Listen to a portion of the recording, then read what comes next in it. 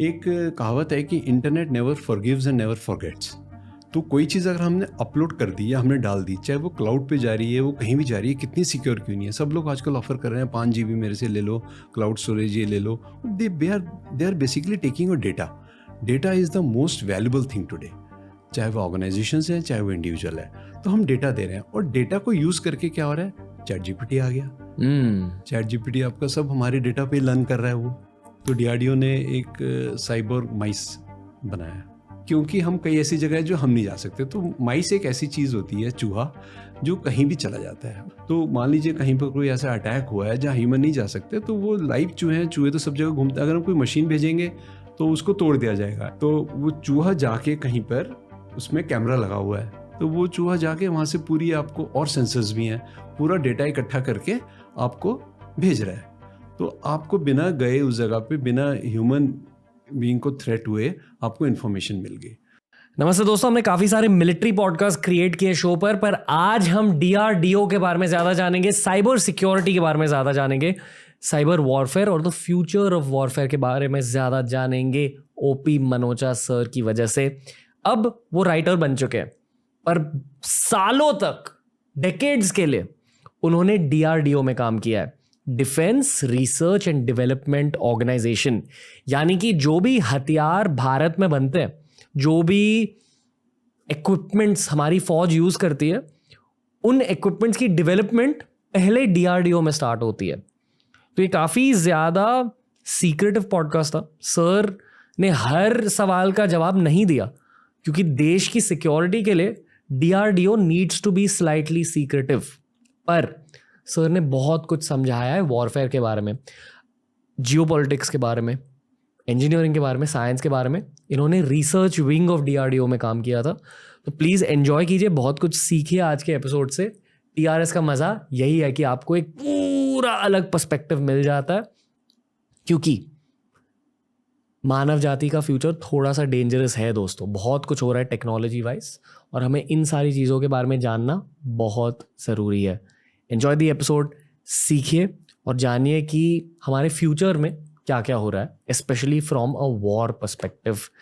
ये है आज का special episode OP Manocha sir के साथ।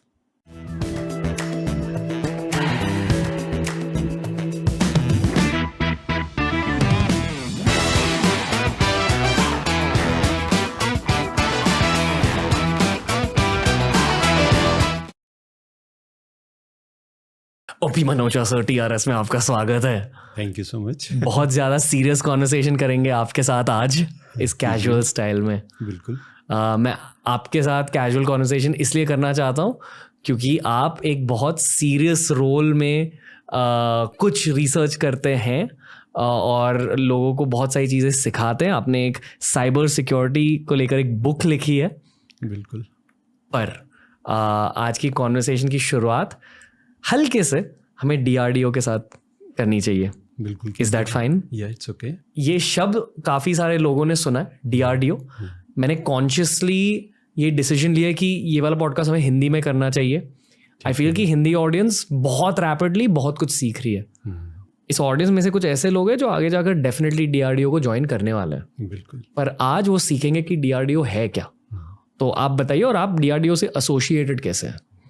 तो डीआरडीओ का मतलब है defence research and development organisation. ये एक मिनिस्ट्री ऑफ डिफेंस की प्रीमियर रिसर्च एजेंसी है, जिसमें कि हम जितने भी आर्मी, नेवी, एयरफोर्स और इवन पैरामिलिट्री सर्विसेज के लिए हम लोग रिसर्च करते हैं। जो वेपनरी वहाँ यूज़ होती है, उनकी इक्विपमेंट यूज़ होती है, उस इक्विपमेंट और वेपनरी की रिसर्च और डेवलपमेंट डीआरडीओ में होती है। इक्विपमेंट की भी होती है और उनके पीछे जो भी हमारी टेक्नोलॉजीज हैं, बेसिकली हम टेक्नोलॉजी डेवलप करते हैं। ओके। एक बहुत बड़ी गवर्नमेंट ओन्ड इंजीनियरिंग कंपनी है इन सम वेज।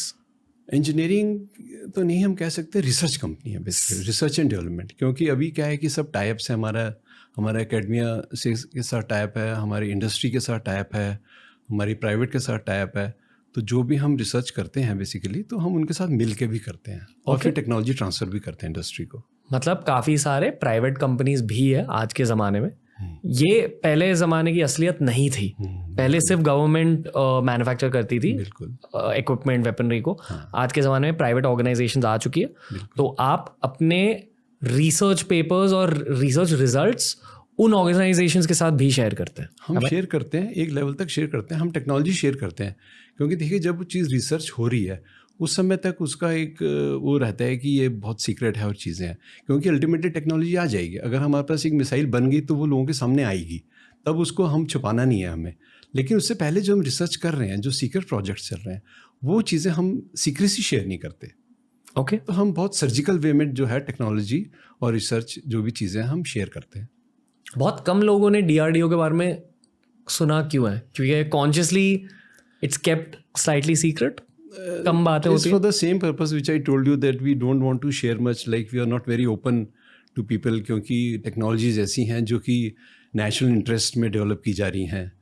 और जैसा कि आपको पता है कि आजकल जो भी सिनेरियोज़ हैं, वॉर सिनेरियोज़ या वर्ल्ड में जो भी चीज़ें चल रही हैं, जियो पॉलिटिक्स वगैरह, उसके हिसाब से हम लोग टेक्नोलॉजी को चाहते हैं डेवलप हो जाए, मैच्योर हो जाए, और then we share with people. तो इसलिए लोगों को बहुत ज़्यादा लोगों ने नहीं सुना है, लेकिन DRDO अब तो मुझे लगता है काफ़ी लोगों ने सुना है। DRDO इतनी मिसाइल्स बना रहे हैं, इतनी चीज़ें बना रहे हैं कि आए दिन न्यूज़ में रहता ही है DRDO। Okay, I don't know if I am crossing a line here, पर मिसाइल्स के अलावा किस तरह की टेक्नोलॉजीज डेवलप होती हैं जनरली स्पीकिंग? देखिए, मिसाइल्स तो एक IGMDP प्रोग्राम था जो डॉक्टर अब्दुल कलाम ने शुरू किया था, तो उसमें तो हम लोग डेवलप कर ही रहे हैं। So we started with Agni 1 and now we are moving to Agni 6, जो कि हमारे इंटरकॉन्टिनेंटल हमारे बैलिस्टिक मिसाइल्स हैं। बट अभी उसके अलावा almost every field we are working, जितनी भी चीज़ें हैं हमारे DRDO उसमें काम कर रहा है। ओके, हाँ, जैसे कि मतलब आई एम अज्यूमिंग आप इसरो के साथ थोड़ा बहुत काम करते हैं। इसरो की टेक्नोलॉजीज़ हमारे साथ हैं, जो because doctor Kalam was from ISRO only, तो जो स्पेस टेक्नोलॉजीज़ हैं वो वहाँ से आई, इंटीग्रेट हुई। फिर हम लोग अपनी भी बना रहे हैं, जो इसरो सैटेलाइट्स भेजता है स्पेस में वो हम यूज़ करते हैं, उसका डेटा यूज़ करता है DRDO।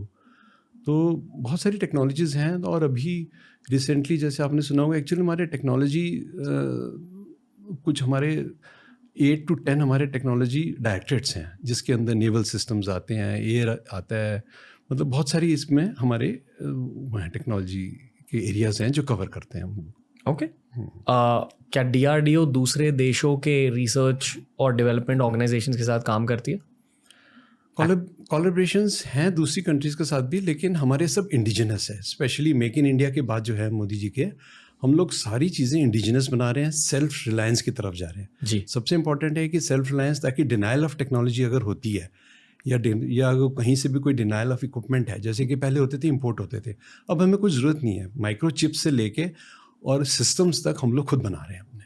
ओके, एक ब्रेक लेना चाहूँगा इस कॉन्वर्सेशन से और ये कहना चाहूँगा कि मुझे बहुत कूल लग रहा है आपसे बात करके। मुझे भी बहुत अच्छा लग रहा है। ऐसा लग रहा है कि आप GI जो जानते हो? GI जो जानता हूँ। लग रहा है कि मैं कोई GI जो से बात कर रहा हूँ। Anyway, coming back to the conversation, okay, आप बार बार टेक्नोलॉजी वर्ड यूज कर रहे हो, यानी कि engineering basically some format. Yeah, engineering is always there in technology. Okay, all right. I'm assuming कि एक ग्रुप ऑफ साइंटिस्ट है जो रेगुलरली एक प्रॉब्लम पर काम कर रहे हैं based on the data you are getting from other agencies और फ्यूचर के लिए टेक्नोलॉजीज बना रही है. बिल्कुल. I am also assuming two things. Firstly geopolitics के बारे में मैंने दो चीज़ें सीखी है. पहली चीज़ ये है कि जियोपॉलिटिक्स एक लीनियर गेम नहीं है. कभी कभी बहुत कुछ हो जाता है जियोपॉलिटिक्स की दुनिया में, कभी भी कुछ नहीं होता है, सालों के लिए कुछ नहीं होता है. पिछले 4 सालों में बहुत कुछ हुआ है. तो ऐसे सिनारियों में फ्रॉम एन इंटरनेशनल पर्सपेक्टिव शायद DRDO का काम बहुत ज़्यादा बढ़ चुका है. Am I correct in saying that? हाँ, बिल्कुल ठीक कह रहे हैं. और जैसे कि मैंने आपको बताया था कि स्पेशली मेक इन इंडिया के बाद, हाँ जी, जो हम सेल्फ रिलायंस और ये सब चीज़ों के कारण DRDO का काम बहुत बढ़ गया है और हम सारा कुछ अपना बना रहे हैं. सब कुछ हमारा इंडिजिनस है. We are not depending on any other country, rather we are exporting to other countries our defence products. ये भी मैं हाईलाइट करना चाहूँगा कि जियोपॉलिटिकली स्पीकिंग अगर आपको अपने देश को पावर दिलवाना है तो पहले आपको पैसे कमाने होंगे देश के लिए, और बेसिकली आपको एक्सपोर्ट करना होगा, आपको एंटरप्रेन्योरशिप को प्रमोट करना होगा देश में. इस तरह से आपका देश ज़्यादा अमीर बनता है and you become more geopolitically powerful. Okay, ठीक है. तो ये बेसिक्स हमारे हो गए. अब मैं आपसे पूछना चाहूँगा कि आपने क्या पढ़ाई की है, लाइक आपने DRDO ज्वाइन कैसे किया?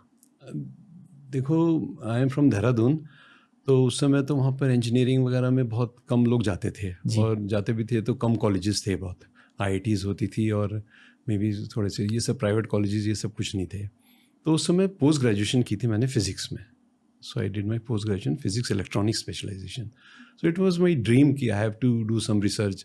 तो जब मैं छोटा था तो मैं कुछ माइक्रोफोन या मेरे जो डैड का जो ईयरफोन होता था उसको मैं तोड़ के खोल देता था, उसमें से डायफ्रागम निकाल के, मैग्नेट निकाल के उसको मैं देखता रहता था। तो शुरू से एक इंस्टिंक्ट था रिसर्च और इन चीज़ों के लिए। आप असल में एक इंजीनियर हो ना कि इंजीनियर कह लो या डिस्ट्रक्टिव इंजीनियर। ओके, थोड़ा ही है, रैंचो की तरह रैंचो की तरह, सॉर्ट ऑफ रैंचो। पहले ऐसे होते थे सब। Okay, alright. पर DRDO ज्वाइन कैसे किया आपने? Do you get picked up? So I picked up DRDO क्योंकि actually my mom was very emotional person, तो she didn't want me to go out. Okay, कि आप बाहर जाऊँ, कहीं बाहर जॉब करूँ। तो उसने कहा यार यहाँ पे 2 लैब्स हैं, they around, actually DRDO started in 1958 with 10 labs, तो अभी they are more than 50 labs. तो Dehradun has 2 labs, okay, one is based on instrumentation और दूसरा है इलेक्ट्रॉनिक्स के ऊपर। तो I joined the electronics lab, so there was a vacancy, I joined as an assistant. So at that time they called it junior scientific assistant, and then departmental exams देके then I become an officer, scientist B. तो scientist B से start करते करते then the journey was up to scientist G. So we have another option, उसके बाद होता है scientist H भी होते हैं, और उसके बाद then we have directors and other things. तो I moved up to G and then I retired. Okay, मतलब आपके साइंटिफिक स्किल्स एडवांस होते हैं इस जर्नी में, एंड यू साइंटिफिक स्किल्स और रिस्पॉन्सिबिलिटीज एडवांस होती हैं, kind of projects you are handling, you get more man power, more people, more technologies to develop, area बढ़ते हैं। साइंटिफिक स्किल्स होते क्या है?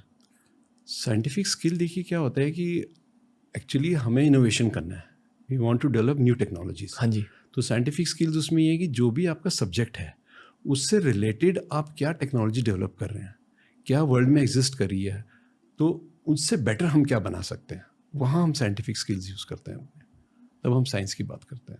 ओके, एक बहुत रॉ सवाल है, इजराइल इतना ज़्यादा एडवांस्ड कैसे है? अब तो इंडिया भी है। इजराइल जितना? Almost you can say. Okay, at least we are aiming कि हम उससे आगे जाएं। क्या ये PM मोदी की वजह से हुआ है? मोदी जी का बहुत बड़ा रोल है इसमें, क्योंकि जैसे मैंने आपको बताया कि मोदी चाहते हैं कि हम सारी चीज़ें हम लोग अपनी कंट्री में करें। इवन our डिफेंस मिनिस्टर भी हैं, वो भी चाहते हैं कि सब कुछ हम कंट्री के अंदर ही डेवलप हो, हमें किसी की तरफ मुंह ताकना ना पड़े किसी भी टाइप की टेक्नोलॉजी के लिए। चाणक्य नीति, चाणक्य नीति आप कह लीजिए या फार साइटेडनेस कह लीजिए। ओके, दूरदृष्टा। अब मिले उनसे?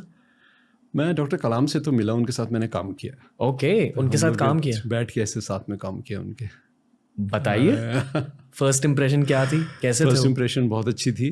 तो जैसे कि सुनते थे उनके लिए कि बहुत ही सिंपल हैं, तो जहाँ उनका गेस्ट हाउस था दिल्ली में वहीं बैठ के हमने काम किया था। तो अपना वीणा वगैरह भी बजाते थे और बहुत ही सिंपल वे में, ऐसा लगता था कि और किसी साइंटिस्ट हमारे जो कोई को वर्कर है उनके साथ बैठ के काम कर रहे हैं। साइंटिस्ट के बारे में मैंने ये जाना है कि क्रिएटिविटी एक फैक्टर होता है साइंटिस्ट की जर्नी में, आप ये मानते हो? बहुत बड़ा फैक्टर होता है, सबसे बड़ा। Science is also an art. Actually क्या है कि अगर हम कोई पेंटिंग बनाते हैं या कोई हम म्यूजिक कंपोज करते हैं, तो science is also like composing some technology. Okay, it's a piece of art which one creates. यही डॉक्टर कलाम की महानता थी। डॉक्टर कलाम की महानता ये थी, उनका विजन था बहुत बड़ा, फार साइटेडनेस थी कि कंट्री में मुझे सब कुछ चाहिए, ये सब चीज़ें, मिसाइल टेक्नोलॉजी जब वो लाए स्पेस से, तभी वो यहाँ आए थे हमारे यहाँ DRDO में। ओके, और कुछ बताएंगे उनके बारे में एज अ ह्यूमन बीइंग, वो कैसे थे? ह्यूमन बीइंग बहुत सिंपल थे, एक कमरे में रहते थे, वो हॉस्टल टाइप का रूम में रहते थे। और जैसे मैंने आपको बताया रात को तो 12-12 बजे तक, 1-1 बजे तक काम चलता था, तो ऐसा कुछ नहीं था। फिर जाके उसके बाद उनकी वीणा की आवाज़ सुनाई देती थी, वो अपना मेडिटेटिव उसमें जाते थे। तो उस समय तो हमें इतना नहीं था, हमने कहा ठीक है यार, हमारे तो बॉस थे वो, because he was the scientific adviser to DRDO chairman. तो बट मतलब बहुत अच्छा लगता था उनके साथ काम। एज अ बॉस वो कैसे थे? एज अ बॉस वो बहुत अच्छे थे, बहुत लोगों को वो फ्रीडम देते थे कि आप काम कीजिए, टेक्नोलॉजी बनाइए, जो रिसोर्सेज चाहिए वो उपलब्ध कराते थे। तो मेरे ख्याल से वो DRDO का कल्चर है कि आपको वो बहुत फ्रीडम मिलती है काम करने के लिए। तो जैसे आपने कहा कि हमारे बहुत से ऐसे श्रोता होंगे जो DRDO ज्वाइन करना चाहेंगे, तो उनको टेक्नोलॉजी पे काम करने का एक बहुत अच्छा मौका है, देश की सेवा करने का बहुत अच्छा मौका है ये। ओके, दोनों पैशन इसमें पूरे होंगे। ओके, अभी हम वो एजुकेशन टॉपिक के बारे में बात करें जो आपने अब कहा कि अगर लोगों को DRDO ज्वाइन करना है तो पहला स्टेप क्या होता है? इंजीनियरिंग करनी पड़ती है? देखिए 2 लेवल पे ज्वाइन कर सकते हैं आप, या तो आप ग्रेजुएशन आपने साइंस में किया है, या फिर अगर आप पोस्ट ग्रेजुएट हैं या इंजीनियर हैं तब आप ज्वाइन कर सकते हैं। तो डायरेक्ट एंट्रीज हैं जो साइंटिस्ट B लेवल पे होती हैं, which is a gazetted post. Okay, तो उसमें रेगुलरली हमारे इनटेक होते हैं, जो रिक्रूटमेंट एंड असेसमेंट सेंटर है वो एग्ज़ाम्स करवाते हैं साइंटिस्ट B के, तो उसमें directly people can join a scientist B okay, and then they can move up to, there is no limit. Okay. I am assuming कि मिलिट्री के जो हेड्स हैं वो रेगुलरली DRDO से बात करते हैं और कहते हैं कि अभी इसकी ज़रूरत है, अभी उसकी ज़रूरत है। आई हैव ऑल्सो अंडरस्टूड कि इन वॉर 2 सबसे बड़े फैक्टर होते हैं। एक फैक्टर होता है इक्विपमेंट, मतलब योर टेक्नोलॉजी, और दूसरा फैक्टर होता है लॉजिस्टिक्स। तो आप लॉजिस्टिकली भी मिलिट्री को हेल्प करते हो?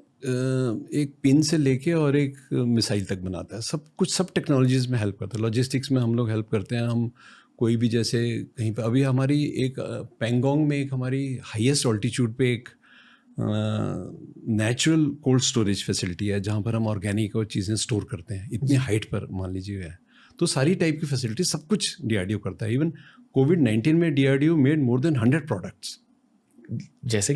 जैसे कि उसने एक सिस्टम बनाया था जो कि स्पीच एनालिसिस करके आपका थ्रोट इन्फेक्शन बताता है कि कहीं आपके गले में इन्फेक्शन तो डेवलप नहीं हो रहा है। नॉर्मल स्पीच है तो वो इसमें हमारी कुछ सिग्नल प्रोसेसिंग वगैरह यूज़ करके वो सब बताता है। फिर क्राउड टेम्परेचर लेने के लिए हम लोगों ने जो थर्मल कैमराज और ये सब यूज़ करके वो बनाया था कि क्राउड का इन जनरल टेम्परेचर क्या है, कहीं कोविड स्प्रेड तो नहीं हो रहा। फिर हमने उसको जियो फेंसिंग करने के लिए, जो कोविड के, मान लीजिए कोई कोविड से ग्रस्त है तो वो और लोगों में स्प्रेड ना हो, तो जियो फेंसिंग के लिए कुछ टेक्नोलॉजीज़ बनाई थी। तो बहुत सारी ऐसी टेक्नोलॉजी हैं जो, ये तो मैं सिंपल टेक्नोलॉजी क्योंकि मैं बता सकता हूँ, ये यूज़ किए हैं लोगों ने। फिर हमने उसमें अनमैन्ड व्हीकल पे हम लोगों ने जो स्प्रे करने के लिए जितने भी आपका ये जो था, जो स्प्रे करते थे उस समय, उसको डिसइंफेक्ट करने के लिए वो वाली व्हीकल्स यूज़ की, so that areas where people can not enter, ऐसे करके। तो रोबोटिक्स, ये everything we develop. Okay,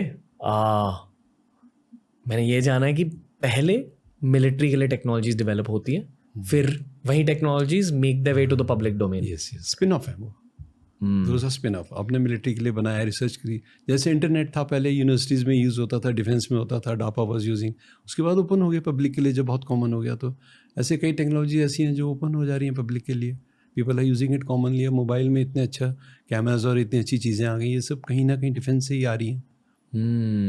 okay, basically आपको पता है कि फ्यूचर में क्या होने वाला है, थोड़ा सा एटलीस्ट टेक्नोलॉजिकली स्पीकिंग। फ्यूचर से पता है। और फिर फ्यूचर को जानकर आपने साइबर सिक्योरिटी पर एक बुक लिखी है, इसका मतलब क्या है? साइबर सिक्योरिटी पे बुक साइबर क्राइम के ऊपर लिखी है, और फ्यूचर को जान के से लिखी है कि साइबर क्राइम जो है ये आने वाले टाइम में बहुत स्केरी रूप लेने वाला है, बहुत डरावना होने वाला है ये। अभी तो साइबर क्राइम हम छोटे छोटे सुन रहे हैं कि यार मेरे पैसे निकल गए बैंक से, मेरा ये हो गया, लेकिन अब ये ऑर्गेनाइजेशंस को इम्पैक्ट करेगा आगे चल के। मतलब हैकिंग होगी, हैकिंग हो रही है, और हैकर्स जो हैं वो क्या करेंगे, अब ग्रुप्स में काम करेंगे। They will be working like corporates. It is no longer कि कोई किडी है और उसने कुछ एक किट मंगाई और उससे अपना हैकिंग शुरू कर दी। अब ग्रुप्स हैं जो कि ऑर्गेनाइज्ड फॉर्म में करेंगे, और फिर स्टेट स्पॉन्सर्ड भी हैं चीज़ें, यानी कि दूसरे देशों ने स्पॉन्सर किए चीज़ें। रोग नेशंस हैं कुछ ऐसी जो हमारे जो नहीं है, हमारे ज़्यादा फ्रेंडली नहीं है, फ्रेंडली क्या नहीं है, जो हमारे जो एनिमी नेशंस हैं, तो हमारे क्या सभी के जो आपस में जो भी एनिमीज़ हैं, तो वो सब यूज़ करेंगे, इन चीज़ों को स्पॉन्सर करेंगे। तो क्या होता है, हैकर के पास बहुत रिसोर्सेज आ जाती हैं। अभी तो वो खुद ही करता रहता है अकेले बैठ के, वो टाइम अब जाएगा, अब ग्रुप्स में होंगी ये सब चीज़ें। तो कोई भारतीय खुद को प्रोटेक्ट कैसे कर सकता है? देखिए, खुद को इंडिविजुअल को प्रोटेक्ट करना, ऑर्गेनाइजेशन को प्रोटेक्ट करना, 2 तरीके हैं, 2 टाइप के अटैक्स हैं, है ना। एक तो जो इंडिविजुअल पे हो रहे हैं, जिसमें कोई हमारा किसी नेशन को नुकसान पहुंचाना या वर्ल्ड वॉर करना पर्पज़ नहीं है। दूसरा है कि हमें इंफ्रास्ट्रक्चर पे जो अटैक्स हैं उनको प्रोटेक्ट करना। तो दोनों के अलग अलग तरीके हैं। बहुत सारे पुलिस फोर्स के लोग साइबर क्राइम के बारे में बात कर रहे हैं आजकल, क्योंकि I think the problem is increasing in size. Am I right? बिल्कुल, बहुत ज़्यादा साइबर अटैक्स हो रहे हैं लोगों पर, yes. क्योंकि बहुत सारे लोग कोडिंग भी सीख रहे हैं, बहुत सारे लोग हैकिंग भी सीख रहे हैं, और एक ह्यूमन इंटेंशन के ऊपर निर्भर होता है कि आप क्या करेंगे उन स्किल्स के साथ। क्या आप कोडिंग को सॉफ्टवेयर डेवलपमेंट के लिए यूज़ करेंगे या हैकिंग के लिए यूज़ करेंगे और फास्ट मनी कमाएंगे? That's basically the most common cyber crime on an individual level. पर आपने इंफ्रास्ट्रक्चर बेस्ड साइबर क्राइम्स के बारे में बात की है, ये थोड़ा बताइए। I don't even know where to start this topic. इस टॉपिक के एबीसीज। हाँ, इसको हम स्टार्ट यहाँ से करते हैं। एक कहावत है कि internet never forgives and never forgets. तो कोई चीज़ अगर हमने अपलोड कर दी या हमने डाल दी, चाहे वो क्लाउड पे जा रही है, वो कहीं भी जा रही है, कितनी सिक्योर क्यों नहीं है। सब लोग आजकल ऑफर कर रहे हैं 5 GB मेरे से ले लो, क्लाउड स्टोरेज ये ले लो। They are basically taking your data. Data is the most valuable thing today, चाहे वो ऑर्गेनाइजेशन है चाहे वो इंडिविजुअल है। तो हम डेटा दे रहे हैं, और डेटा को यूज़ करके क्या हो रहा है, चैट जीपीटी आ गया। चैट जीपीटी आपका सब हमारे डेटा पे लर्न कर रहा है। वो it's a machine learning system. तो वो जितनी भी चीज़ें हैं वो सारा डेटा लेके और सेल्फ लर्निंग कर रहा है। उसको प्रोग्राम करके हमने छोड़ दिया। अब उस प्रोग्राम से पैसे नहीं कमाने, अब उसको यूज़ करके बच्चे एसेज लिख रहे हैं, कॉम्पोजिशंस लिख रहे हैं। इवन मैं आपको जो तुमने बात की कि अभी कि हम कोड लिख के हैकिंग करेंगे, कोड लिखने की ज़रूरत नहीं है। अब एक मैं इंस्टेंस पढ़ रहा था, किसी ने चैट जीपीटी को बोला मुझे एक कोड लिख के दीजिए। चैट जीपीटी ने पाइथन लैंग्वेज में कोड लिखा, जिसमें सारी उसने जो फोल्डर्स, पर्टिकुलर टाइप की फाइल्स, जैसे हमारे कंप्यूटर पे कोई डॉक्यूमेंट फाइल होती है वर्ड की या कोई एग्जीक्यूटिबल फाइल होती है, सारी फाइलें इकट्ठी की उसने, उन सबको एक रैंडम फोल्डर में डाला, उनको जिप किया और उसको एक ऐसी जगह अपलोड कर दिया जो कि एक सिक्योर क्लाउड स्टोरेज था। और उसके बाद फिर पूरा सिस्टम वाइप ऑफ कर दिया और फिर उससे रैंसमवेयर में पैसे मांगे कि ये आपका डेटा जो है यहाँ पड़ा है। तो वो पूरा कोड उसने लिख के दे दिया। तो it is like a knife. आप चाकू से सब्जी भी काट सकते हैं या किसी का मर्डर भी कर सकते हैं। बेसिकली लाइक सेइंग आपने एक रोबोट बना दिया है खुद के लिए, और अगर आप क्रिमिनल माइंडेड हो आप फिर उस सुपर रोबोट को यूज करोगे अपने क्राइम्स के लिए। ओके तो जैसे स्टीफन हॉकिंग कहते हैं कि अब जो एआई जो है ये it will see the end of the human. आप ये मानते हो? बिल्कुल। Okay, it will overtake. Okay, चलो इसके बारे में बात करते हैं। Yes. The most important reason that I was excited about this conversation was क्योंकि मुझे फ्यूचर के बारे में बात करना बहुत अच्छा लगता है। yes. पर फ्यूचर के बारे में बात करने के लिए आपको प्रेजेंट डेटा की ज़रूरत चाहिए होती है, plus I think you need experience when it comes to talking about the present scenario, और आपके पास तीनों है। एक और चीज़ चाहिए होती है। बोलो। आपको अपने इस 3D से बाहर निकलना पड़ता है, आउट ऑफ दिस 3 डायमेंशन से। हम जो हमारी सोच लिमिटेड है ना, हमें साइंस फिक्शन में जाना पड़ता है फ्यूचर के लिए, जो कि लोग जल्दी से नहीं मानते। मैं एज अ साइंटिस्ट अगर बताऊंगा तो शायद लोग सोचेंगे कि यार ठीक बता रही है, कोई और बताएगा तो उसको रिडिक्यूल कर देंगे। सो रामा जैसे कि मैं मैं मस्ती कर रहा हूँ, बोलो सर। एक रामा होता है, रामा कॉन्सेप्ट है कि जिसमें आप कोई आइडिया किसी को देंगे सबसे पहले रिडिक्यूल किया जाएगा। मैंने जैसे आपके शोज में आते हैं एलियन, तो कहता है एलियन ये तो रिडिक्यूल हो नहीं सकते, है ना। फिर उसके बाद धीरे धीरे हम ए से कुछ है, मैं भूल गया, फिर एम से है मेलोड, तब थोड़ा सा सॉफ्ट होते हैं लोग। फिर उसके बाद एक्सेप्टेंस आता है। तो अगर हम कोई भी ऐसी टेक्नोलॉजी चीज़ों फ्यूचर की बात करते हैं, जब मैं कहता हूँ कि एआई हमें टेक ओवर कर लेगा, रोबोट्स टेक ओवर कर लेंगे, तो सबसे पहले रिडिक्यूल होगा, यार कैसे कर सकते हैं, उनके तो इमोशंस नहीं है, उनमें तो कोई सेंसिटिविटी नहीं है। लेकिन वो सब बिल्ट इन हो रही है चीज़ें, ये सब आ रही हैं धीरे धीरे। बताइए। Okay, I will give you a very youth slash student perspective. हाँ, मेरे भाई है प्रथम मित्तल, शो पर आए थे, उन्होंने फ्यूचर ऑफ एजुकेशन के बारे में बात करी। बहुत सारी जॉब्स रिप्लेस होने वाले एआई की वजह से, और तब I think chat GPT 4 just launch हुआ था। आजकल हर कोई यूज कर रहा है चैट जीपीटी, ऑलमोस्ट हर जॉब में लोग यूज कर रहे हैं चैट जीपीटी। लोग एआई के सिर्फ इस पहलू को जानते हैं, और फिर एक कॉन्स्पिरेसी थियरी के डोमेन में कॉन्वर्सेशंस चली जाती है, जो आपने कहा। पर क्योंकि आप एक साइंटिस्ट हो, क्योंकि आपने डीआरडीओ में काम किया, I feel you have the right to talk about the dangers of AI. तो I would actually like for you to explain basics also. मतलब जिन लोगों ने चैट जीपीटी के बारे में अब तक नहीं जाना, नहीं यूज़ किया, बेसिक्स से लेकर फ्यूचर तक के बारे में कुछ बताइए सर। देखो, हम जब एआई की बात करते हैं तो क्या होता है कि पहले हम लोगों ने क्या किया, मसल्स को रिप्लेस किया मशीन से। पहले हम लोग फिजिकल काम करते थे, फिर मशीन्स आ गई क्योंकि मसल थक जाती थी, लोग थक जाते थे। मशीन्स थकने नहीं, मशीन पूरा दिन काम करती रहती हैं, 24 घंटे भी काम कर सकती हैं। फिर उसके बाद लोगों ने कहा यार ये आदमी के अंदर और क्या है इंसान में, एक और उसके पास दिमाग भी है, तो उन्होंने ब्रेन को भी रिप्लेस कर दिया मशीन से। तो ये जो है इट इज़ नॉट कि डेंजरस है, ये यूजफुल भी है, काम आ रहा है, रोबोटिक सर्जरी ये वो सब कुछ इससे हो रहे हैं। तो अब क्या हुआ, मसल और ब्रेन दोनों रिप्लेस हो गए मशीन से। तो नाउ मशीन्स आर इंटेलिजेंट। तो किसी भी AI system, you want me to cut short and explain? No sir, go into detail. I will go into detail. हाँ। तो एआई सिस्टम में क्या होता है, एआई सिस्टम में क्या होता है, ह्यूमन होता है। जैसे कि मान लीजिए आप हैं, आप कुछ चाहते हैं कि मैं यार मेरे से ना पूछ के कोई मशीन बैठी हो मेरी जगह, तो आप उससे पूछेंगे, वो कब आपको बता पाएगी, जब उसके पास नॉलेज होगी। तो वो नॉलेज कहाँ से आएगी? उसके लिए नॉलेज इंजीनियर्स होते हैं। You are acting like a knowledge engineer now, क्योंकि आप मेरे से नॉलेज निकाल के इसको किसी फॉर्मेट में स्टोर कर रहे हैं। सो नॉलेज इंजीनियर्स क्या करते हैं, जो हमारा एक्सपर्ट होता है, डॉक्टर है या इंजीनियर है या कोई साइंटिस्ट है, उसके नॉलेज निकालते हैं और उसको एक नॉलेज बेस में डाल देते हैं। फिर नॉलेज बेस होता है और एक रूल बेस होता है। फिर उनको यूज़ करके एक नॉर्मल यूज़र क्वेरी करता है कि यार what will be the weather today.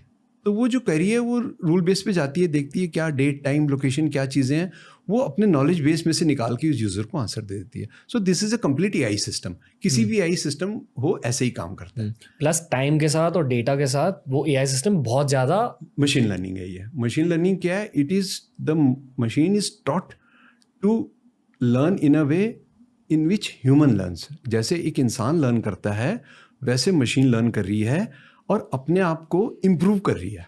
It is not only कि खाली उसने आपको जो इन्फॉर्मेशन दे दी, वो उसकी अपने आप लर्निंग सिस्टम है, सॉफ्टवेयर बन गया उसका, अब कुछ नहीं करना। अब मशीन खुद लर्न करते रहेगी, अपनी उसका फीडबैक सिस्टम होता है कि क्या मैंने जो आउटपुट दिया उसमें क्या गलतियाँ थी, कैसे मैं इंप्रूव करूँ। ChatGPT पूछता है इज इट ओके, आपसे पूछता है थम्स अप, थम्स डाउन या क्या, वो अपने आप को इम्प्रूव कर रहा है, लर्न कर रहा है। और दुनिया भर के लोग ChatGPT को यूज़ कर रहे हैं, सब यूज़ कर रहे हैं। तो बहुत जल्दी से ChatGPT के सिस्टम्स इंप्रूव हो रहे हैं। Yes. ये एक बहुत ज़्यादा पावरफुल एल्गोरिदम बन रहा है। मुझे याद है 1999 में मैंने खुद गूगल को पहली बार यूज़ किया था और मुझे बहुत क्रेजी लगा कि ऐसी कोई वेबसाइट है।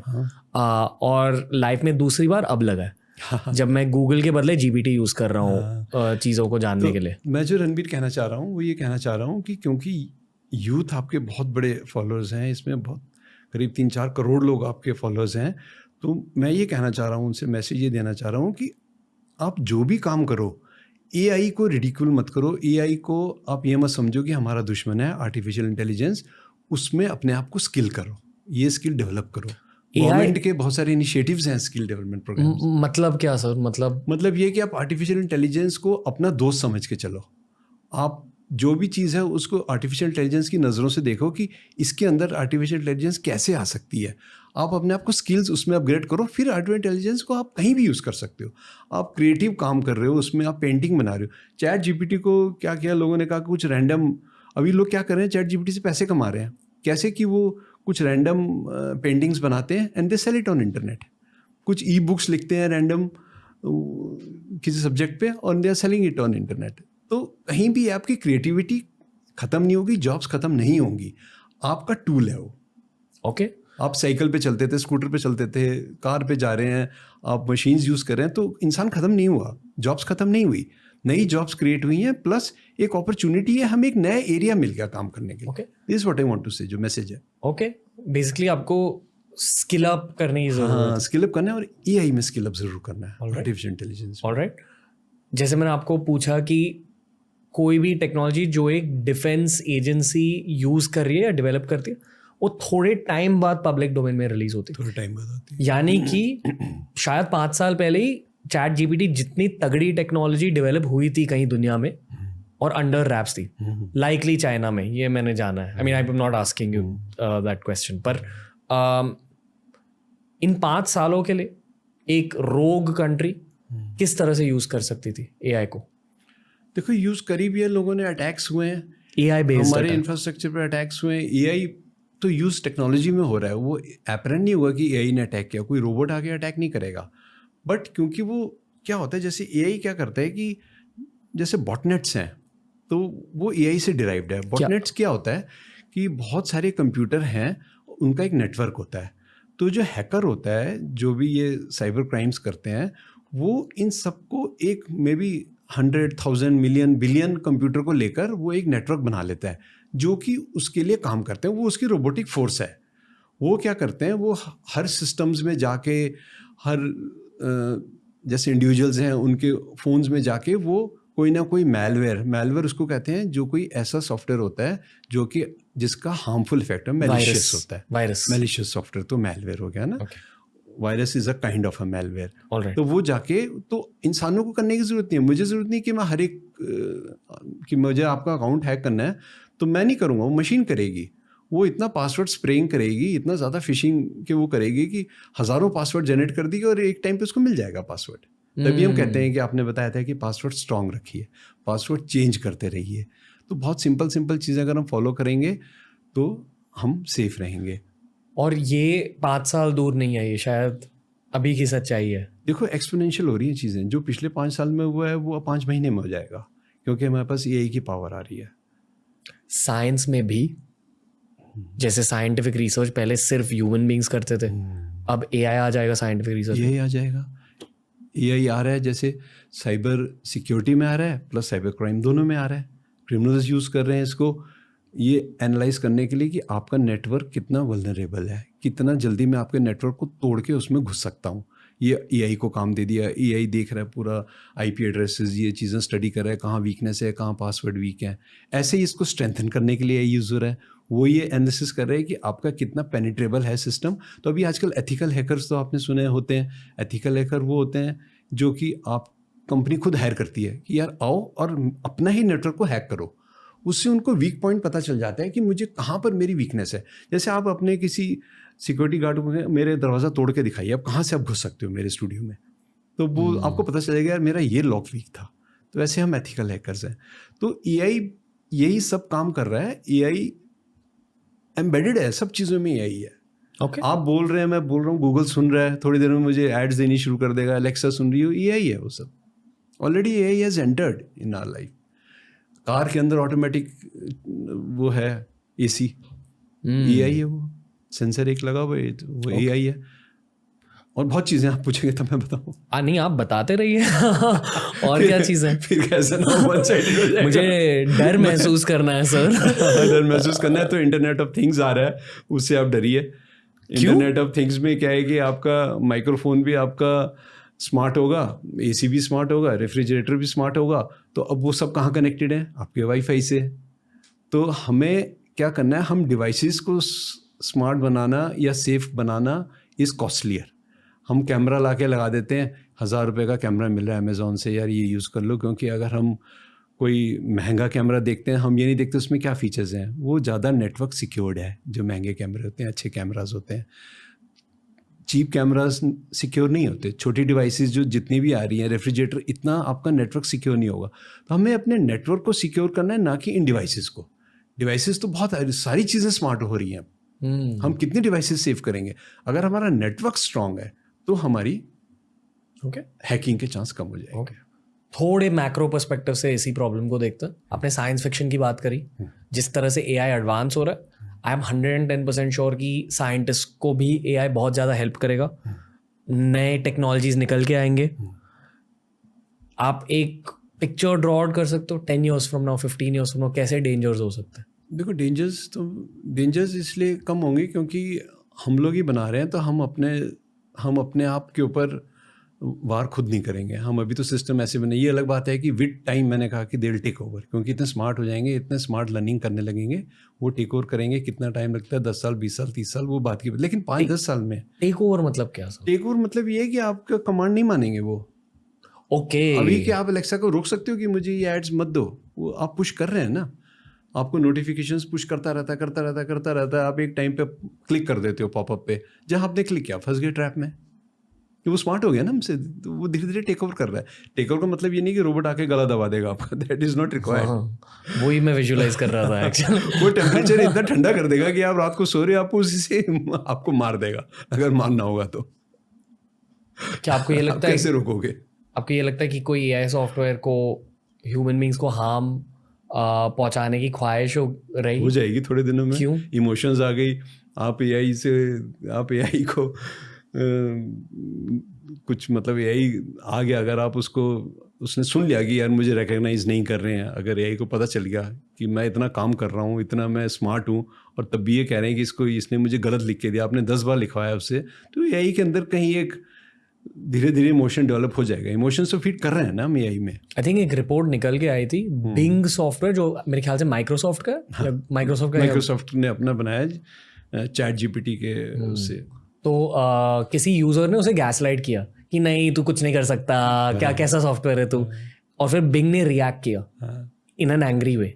मतलब इमोशंस डेवलप हो रहे हैं, पर्सनालिटी डेवलप हो रही है, क्योंकि हमसे तो लर्न कर रहा है वो, तो कहीं ना कहीं हम उसको फीड कर रहे हैं ना, जैसे डीएनए से हम लोगों के अंदर चीज़ें फीड कर रहे हैं, जा रही हैं, जैसे पास ऑन हो रही हैं, ऐसे डेटा से भी हो रही हैं। आपने एज ऑफ अल्ट्रॉन देखी है, Avengers as of Ultron, terminator देखी है?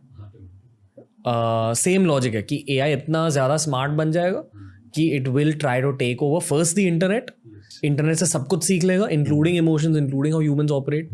हर इंसान के बारे में इंडिविजुअली जानेगा, आपके सीक्रेट्स जान लेगा, और फिर इट विल टेक ओवर। क्योंकि तो अभी भी जानता है सीक्रेट्स हमारे सारे, हमारी चीज़ें सब पड़ी हुई हैं, हमारा सोशल भी, हमारी सोशल इंजीनियरिंग हो गई है, हैकर्स ने कर ली है, कैसे वो हमें ट्रैप करते हैं। इस बुक में कुछ स्टोरीज हैं कैसे वो हमें ट्रैप करते हैं, उससे पता चल गया कि हम ग्रीडी हैं, हम क्यूरियस होते हैं, हमें ग्रीड होता है चीज़ों में, तभी हम जाके फंसते हैं इसमें, फियर होता है हमें, तो ये फियर इंड्यूस करते हैं। तो ये सारी चीज़ें already social engineering, it is easier to hack a human than a machine आज की डेट में। सोशल लोग मशीन नहीं हैक करते, उसमें बहुत टाइम लगता है करने में। जब तक मशीन्स को हैक कर लेंगी, ह्यूमन को तो बहुत टाइम लगेगा ना पासवर्ड क्रैक करने में। लेकिन अगर मैं आपको ये हैक कर लूँ कि आप मुझे खुद ही अपना पासवर्ड बता दो, तो वही होता है। I am coming back to my book again, क्योंकि everything is there in the book, कि वो बार बार वो क्या करता है कि वो उससे इतना फियर क्रिएट कर देता है कि आप अब भी अपना KYC अपडेट करो, नहीं तो आपका बैंक अकाउंट बंद हो जाएगा। एक टैक्सी ड्राइवर गरीब, उसने लोन लिया हुआ है, वो कहता है यार ठीक है आप ही ले लो, OTPs की सीरीज बताता है, OTP बताया, उसने अकाउंट साफ कर दिया, उसका वॉश कर दिया। सो फियर के कारण, ग्रीड के कारण, क्यूरियोसिटी के एक सेक्सटॉर्शन की है ओवर द पीरियड में, आपको बताऊंगा उनके बारे में कैसे चीज़ें काम कर रही हैं। यहाँ ह्यूमन एलिमेंट्स भी इन्वॉल्व है। ह्यूमन एलिमेंट है, लेकिन ह्यूमन एलिमेंट हमारा पास ऑन हो रहा है मशीन में। मतलब मशीन सोशल इंजीनियरिंग से उसने यही निकाल लिया ना, तो मशीन के अंदर ये स्टोर था ना, मेरी हैबिट्स में, क्या फेसबुक में जाता हूँ मैं, क्या लाइक करता हूँ मैं, क्या देखता हूँ, कंटेंट क्या देखता हूँ, वो सब स्टोर करता जा रहा है ना, कहाँ कहाँ जाता हूँ, लोकेशंस मेरी स्टोर कर रहा है, तो वो सब जा रहा है, वो मार्केटिंग के लिए यूज हो रहा है सारा डेटा एआई में। काल की अवतार को आप जानते हो? विष्णु भगवान के 10वें अवतार का नाम काल की है। कुछ लोग मानते हैं कि काल की अवतार will be half an AI bot. आप साइबॉर्ग्स हैं, देखो साइबॉर्ग, मैं आपको बताता हूँ साइबॉर्ग, अभी वो तो मैं आपको दे सकता हूँ example, it was in the news also. तो DRDO ने एक साइबॉर्ग माइस बनाया। तो साइबॉर्ग क्या होता है कि जब हम किसी भी लिविंग बीइंग में, चाहे वो इंसान हो, चाहे वो कोई एनिमल हो, उसके अंदर हम कुछ मशीन का एक पार्ट डाल देते हैं, कैमरा डाल दिया या कुछ भी डाल दिया, जैसे इलॉन मस्क कर रहे हैं अभी। हाँ, जैसे वो कर रहे हैं। बताओ सर। तो उसमें वो क्या करते हैं कि क्योंकि हम कई ऐसी जगह है जो हम नहीं जा सकते, तो माइस एक ऐसी चीज़ होती है, चूहा, जो कहीं भी चला जाता है, वो उसको जो बचा कुचा खाना है उस पर वो सर्वाइव कर जाता है, छोटी छोटी जगहों में घुस जाता है वो।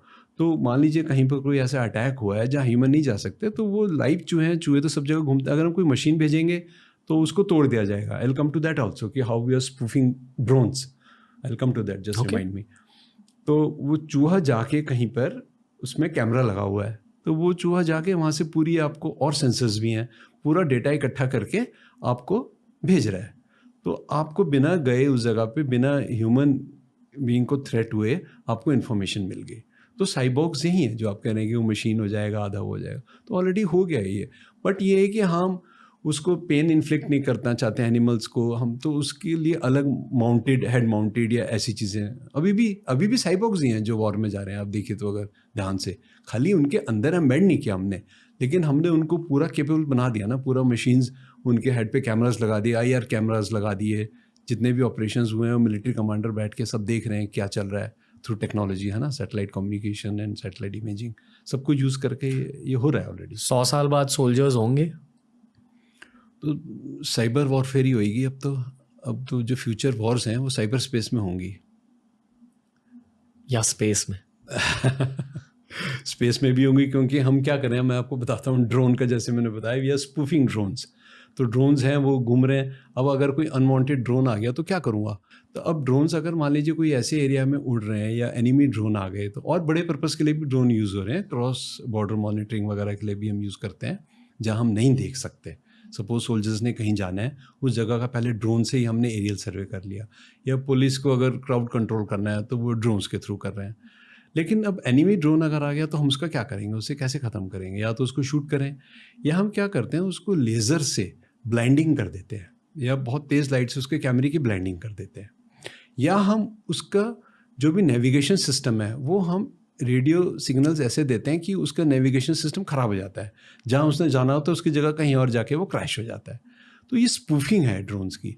जैसे कि मैं बता रहा हूँ, बार बार मैं अपनी बुक पे आ रहा हूँ कि इसमें स्पूफिंग होती है। स्पूफिंग क्या है कि हम ऐसे मेल्स भेजते हैं, ऐसी चीज़ें भेजते हैं जो लगता है कि कोई ओरिजिनल सोर्स से आ रहा है, तो वो उस पर क्लिक कर देता है मेल पे, उल्लू बनाते स्पैम कर देते हैं, उल्लू बना देते हैं। जैसे मैसेज हमें आते हैं, हमें लगता है अरे यार you are eligible for 10 lakh loan, मुझे लगता है बैंक से कुछ ऐसा नाम लिखा होता है, स्पेलिंग आगे पीछे HDFC का HFDC हो जाएगा, कुछ हो जाएगा, और हम कहते हैं अरे वहाँ यार क्लिक कर दिया, गए खत्म।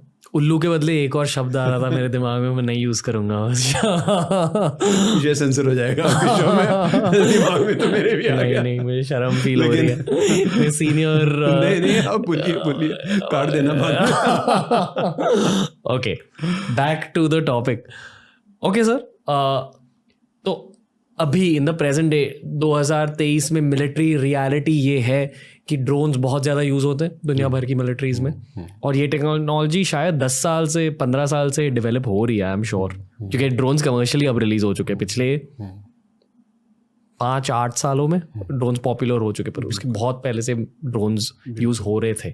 फ्यूचर में भी बहुत ज़्यादा ड्रोन्स यूज़ होंगे, it's going to be a big part of military technology. तो मान लो अगर असल में हॉट वॉर हुई, जहाँ सोल्जर्स एक दूसरे से लड़ने लगे 10 सालों में, क्या ये एक रियलिटी हो सके? क्या तब तक ह्यूमन बींग्स एक दूसरे के साथ लड़ेंगे? फिजिकली लड़ाई तो खत्म हो जाएगी ना 10 सालों में। का मीनिंग नहीं है, तो इंफ्रास्ट्रक्चर पे अटैक्स होंगे या हमारी इकोनॉमी पे अटैक्स होंगे। अब इस टाइप की वॉर्स होंगी ना, साइबर वॉर्स होंगी। आपसे मैंने बताया आदमी नहीं लड़ेंगे, अब मिलिट्री खत्म हो जाएगा उसका। मिलिट्री का क्या होगा? मिलिट्री करियर्स होंगे, मिलिट्री करियर्स होंगे मे बी। आप जैसे हम आर्मी ऑफ ड्रोन्स है, उनके लिए भी तो हमें चाहिए ना लोग चलाने के लिए। मतलब इंजीनियरिंग बेस्ड मिलिट्री करियर्स होंगे, इंजीनियरिंग बेस्ड होंगे और AI बेस्ड होंगे, जो लोग स्किल्ड होंगे। एक बहुत उल्लू वाला सवाल है आपके लिए, फिर से मैंने एक और शब्द के बारे में सोचा जो मैं नहीं दोहराऊंगा। एनीवे, बहुत सी सवाल है आपके लिए। बताओ। सवाल ये कि जो गेमर्स हैं, वीडियो गेम्स जो खेलते हैं, उनके मोटर स्किल्स थोड़े से एडवांस होते हैं, स्पेशली जो कंपेटिटिव गेमर्स होते हैं, उनकी हैंड आई कोऑर्डिनेशन ज़्यादा फास्ट होती है। बिल्कुल। Could they be used in the military? They could be used, क्योंकि सारा ये पॉइंट एम, पॉइंट शूट, ये सब चीज़ें तो है ही है ना। कोई भी गेम है या कार भी है, उसके अंदर हम रिफ्लेक्सेस स्ट्रांग हो रहे हैं, तो मे बी जो भी मशीन्स को हम रिमोटली कंट्रोल कर रहे हैं, उन चीज़ों में इनके स्किल्स यूज़ हो सकते हैं। अभी क्या है, अभी थोड़े दिन में तो हमारा ये थंब भी रह जाएगा। हम रील्स देख रहे हैं तो केवल थंब यूज़ कर रहे हैं, थंब स्क्रोलिंग हो रही है, बाकी फिंगर्स का काम खत्म हो रहा है ना। तो धीरे धीरे ये फिंगर्स के ये वाले जितना हमारे जो भी नर्वस सिस्टम था इसका, it will die with some time. तो मे बी जो गेमर्स यूज़ कर रहे हैं, जॉयस्टिक्स यूज़ कर रहे हैं, या जो इवन अगर टच स्क्रीन बेस्ड चीज़ें कर रहे हैं, तो सारी चीज़ें ही जो भी UI होंगे हमारे यूज़र इंटरफेस, वो सब टच स्क्रीन के थ्रू आ जाएगा। टच तो खैर अब आ गया है, टच के बियॉन्ड जाएगा कि will think something and will happen, जैसे आप बता रहे हो एलन मस्क और ये सब जो कर रहे हैं। न्यूरालिंक की स्टोरी को फॉलो कर रहे हो? हाँ, न्यूरालिंक को फॉलो कर रहे हैं। ओके, न्यूरालिंक बेसिकली एक टेक्नोलॉजी, एक कंपनी है एलन मस्क की, जहां वो एक चिप इंसर्ट करते हैं किसी के ब्रेन में, वहां एक कंप्यूटर ब्रेन इंटरफेस बन जाता है। यानी कि एक कंप्यूटर से आपके ब्रेन का एक मिलन हो जाता है उस चिप के थ्रू। यस, एलन मस्क कह रहे हैं कि version 1 will be used to correct brain defects, यानी कि अगर किसी को कोई ब्रेन प्रॉब्लम है, some types of blindness, some types of hearing problems, या अगर ब्रेन में कुछ ऐसे प्रॉब्लम हो गई, तो सर्जरी करने के बदले या वैसे ही जीने के बदले न्यूरालिंक की वजह से आपके ब्रेन डिफेक्ट्स करेक्ट होंगे। बट ये पहली लेवल की एप्लीकेशन है। इसके बाद आई पर्सनली फील आपको ब्रेन बूस्ट्स मिल जाएंगे उस चिप की वजह से। Yes, M I right? बिल्कुल ठीक कह पर रहे ये डेंजरस भी है। डेंजरस भी है और फ़ायदा भी है इसमें। अभी क्या है कि अगर मान लीजिए मुझे आपका इंटरव्यू देना था तो मुझे पढ़ना पड़ा, क्योंकि आप बहुत टेक्निकल क्वेश्चंस पूछते हैं, तो मैंने कुछ दिन पढ़ाई करी। फिर क्या हो रहा है, विद टाइम मेरी मेमोरी भी थोड़ी थोड़ी वीक हो रही है विदेश। लेकिन उस समय क्या होगा, मैं चिप लगा के आ जाऊँगा, तो वहाँ से मैं लिंक्ड है, सारा कुछ स्टोर्ड है। डॉक्टर की चिप होएगी जो लगी हुई है, न्यूरल लिंक बेस्ड, सारी इन्फॉर्मेशन उसके अंदर है। टीचर की है तो उसको कुछ याद रखने की ज़रूरत नहीं है, एड हो गया वो मेमोरी के लिए, तो फ़ायदा तो वहाँ हुआ उसको, है ना। लेकिन अगर मैंने चिप में प्रोग्रामिंग करके मैंने ऐसा बता दिया कि उसके एक्शंस, वो साइबर बन गए ना ये सब चीज़ें। लाइक ऑलमोस्ट हर किसी इंसान ने आज के ज़माने में, दुनिया भर के ऑलमोस्ट हर इंसान ने एंटीबायोटिक्स कभी तो लाइफ में यूज़ किए होंगे। एंटीबायोटिक्स भी एक तरह की टेक्नोलॉजी होती है, फार्मास्यूटिकल टेक्नोलॉजी होती है, जो शायद 100 साल पहले एग्जिस्ट नहीं करती थी, 200 साल पहले एग्जिस्ट नहीं करती थी। आपने साइंस के थ्रू आपके खुद के बॉडी में एक टेक्नोलॉजी डाल दी है और आपका बॉडी का बायोम थोड़ा सा चेंज हो जाता है। शायद आपका इम्यून सिस्टम ज़्यादा तगड़ा हो जाता है in the long term if you used antibiotics once और ट्वाइस शायद। उसी तरह ये सारे जो बायोटेक के एडवांसमेंट्स आ रहे हैं, न्यूरालिंक एक बायोटेक एडवांसमेंट है, नैनोबॉट्स भी आएंगे। बेसिकली आप साइबॉर्ग बन रहे हो, हर इंसान साइबॉर्ग बन रहा है। उसके साथ साथ वहाँ साइबर सिक्योरिटी के भी थ्रेट्स है। अगर किसी ने आपका चिप हैक कर दिया तो आप ज़ॉम्बी बन गए। ज़ॉम्बी बन गए, वहाँ भी आएगा साइबर स्पेस का वॉर का यही मीनिंग है कि अब मैंने बताया ना, ह्यूमंस को हैक करना ईजी है, तो हम डिवाइसेस को हैक नहीं करेंगे आगे चल के, हम ह्यूमंस को हैक करेंगे। क्योंकि ह्यूमंस को हैक करना ईजी इसलिए कि हम इमोशंस हैं, सेंटिमेंट्स हैं, वो सब चीज़ें हैं हमारी जो, और न्यूरल लिंक लगा अगर हमने पहले अगर हमने सेंटिमेंट्स चीज़ें यूज़ करके हैक कर दिया तो हमने उसकी न्यूरल लिंक को भी तो कंट्रोल कर लिया ना। ओके, क्योंकि उसकी अपनी सोचने की शक्ति तो खत्म नहीं हुई, एनहेंस हुई है वो। ओके, आप और कुछ कहना चाहोगे न्यूरल लिंक के बारे में? आप एक्साइटेड हो या आप डरे हुए हो? नहीं, मैं एक्साइटेड हूँ, बहुत अच्छा है ये। अभी देखिए RF चिप्स हम कह रहे थे कि इम्प्लांट करेंगे, आप जा रहे हो कहीं से, आपको कुछ स्कैन नहीं करना, आप गए, आपके अटेंडेंस लग गई, आप निकले, आपका आइडेंटिफिकेशन हो गया, तो वो हमें एक्सेप्ट करना पड़ेगा कि दुनिया इस तरफ जा रही है। मैंने हाल ही में क्वांटम कंप्यूटिंग के बारे में जाना है। आप जानते हो क्वांटम कंप्यूटिंग के बारे में? कुछ बताइए। ओके, मैं ट्राई करूँगा हिंदी में समझाने के लिए, बहुत कॉम्प्लिकेट कॉन्सेप्ट। बेसिकली जब आप एक कंप्यूटर यूज़ कर रहे हो तो और आपने मान लो एक वाली की दबाई ABC, तो आप उस प्रोसेस को ऐसे एक्सपीरियंस करो कि आप सिर्फ ABC टैप कर रहे हो और स्क्रीन पे ABC लिखा हुआ आता है। पर एक्चुअली अगर आपने कंप्यूटर की इंजीनियरिंग स्टडी करी, जब आप एक A की दबा रहे हो तो कंप्यूटर के अंदर एक इलेक्ट्रिकल सिग्नल जा रहा है। अच्छा, ये की दबाई, इस तरह का इलेक्ट्रिकल सिग्नल आएगा। अगर आप उस इलेक्ट्रिकल सिग्नल को ब्रेक डाउन करेंगे, वो बिट्स और बाइट्स में प्रोग्राम होता है, यानी कि बाइनरी सिस्टम में प्रोग्राम होता है, यानी कि वंस और जीरोस। कंप्यूटर हमारी दुनिया को एज वंस और जीरोस देखती है, and depending on the combination of ones and zeros in the electrical signal, computer ये समझता है कि रणवीर A की दबा रहा है या B की दबा रहा है या C की दबा रहा है। और जो भी आप कंप्यूटर पे करते हो, आप किसी पिक्सल पर क्लिक करते हो, आप स्क्रीन को बड़ा कर देते हो, ये बिट्स के थ्रू प्रोग्राम हो रहा है, वंस एंड जीरोस पे। साइंटिस्ट ये मानते हैं कि हर 5 या 10 साल कंप्यूटर टेक्नोलॉजीज में, स्पेशली हार्डवेयर साइड में, एडवांसमेंट्स होते हैं। इसका बेसिक मतलब ये है कि आपके इलेक्ट्रिकल सिग्नल ज्यादा इंट्रिकेट हो सकते हैं, आपका कंप्यूटर ज्यादा फास्ट हो रहा है, आपका कंप्यूटर का पावर ज्यादा बन रहा है। इवेंचुअली टाइम के साथ एक ऐसा पॉइंट आने वाला है जहां हम बहुत सारे बिट्स में कंप्यूटर को सिग्नल्स दे पाएंगे और कंप्यूटर बहुत हाई लेवल की कैलकुलेशन कर पाएगा। शायद जो जिस लेवल की कैलकुलेशन अब कंप्यूटर्स कर रहे हैं, उससे 100 गुना ज़्यादा कैलकुलेशंस आने वाले 20 सालों में कंप्यूटर्स कर पाएंगे। और एक पॉइंट के बाद एक कंप्यूटर एक क्वांटम कंप्यूटर बन जाएगा।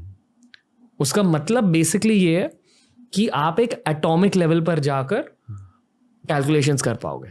मतलब अगर मैंने ये ग्लास ले लिया तो इस ग्लास के अंदर पानी है, यानी कि H2O, वो एक मॉलिक्यूल है, 1 मॉलिक्यूल ऑफ वाटर।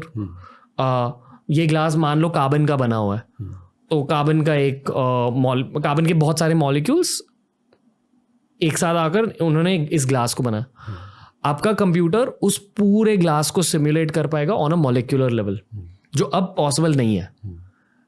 मैंने अच्छे से समझा है कि काफी हद तक अच्छा समझा आपने। तुम लोग समझे कि मॉलिक्यूलर लेवल पर, एटॉमिक और इवन सब एटॉमिक लेवल, सब एटॉमिक, इसलिए उसे क्वांटम कंप्यूटर, उसे क्वांटम कह रहे हैं। स्पीड बढ़ेंगी कंप्यूटर्स की, बहुत फास्ट हो जाएंगे उससे।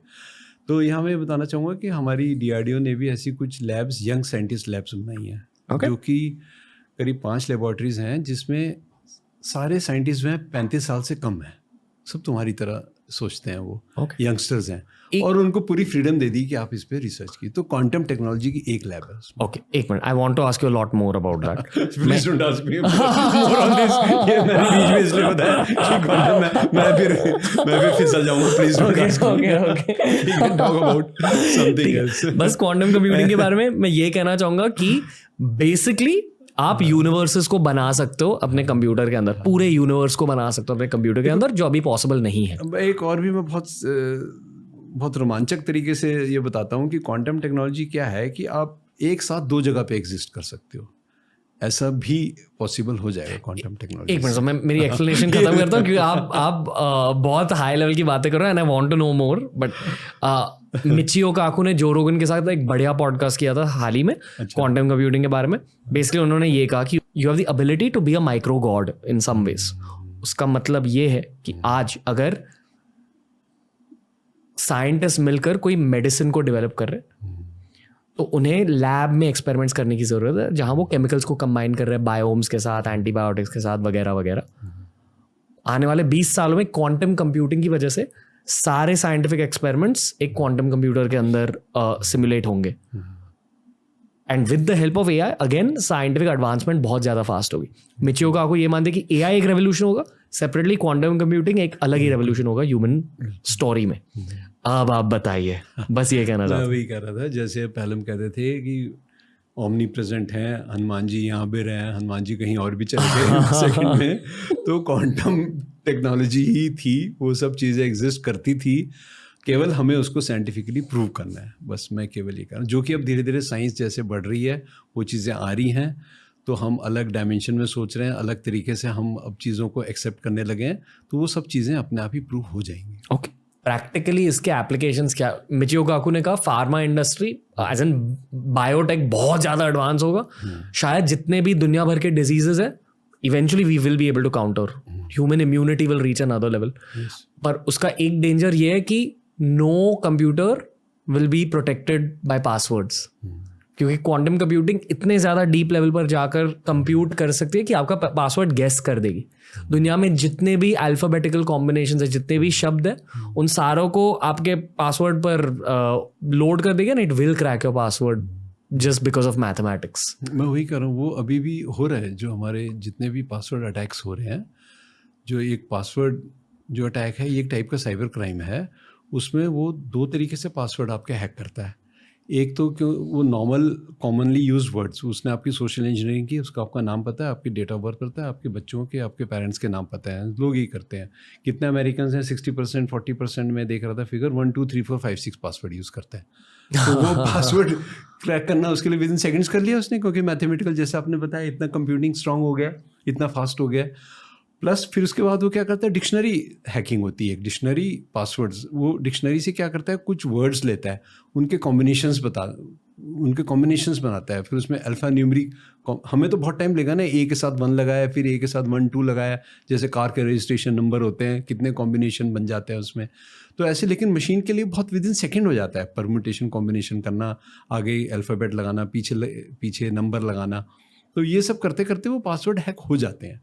तो ये चीज़ें अभी भी अब थोड़ा टाइम लग रहा है उसको करने में, वो मशीन को लगा के छोड़ देते हैं, मे बी 10 घंटे 20 घंटे में हो जाता है हैक, लेकिन आगे चल के ये चीज़ विदिन सेकेंड्स हो जाएगी।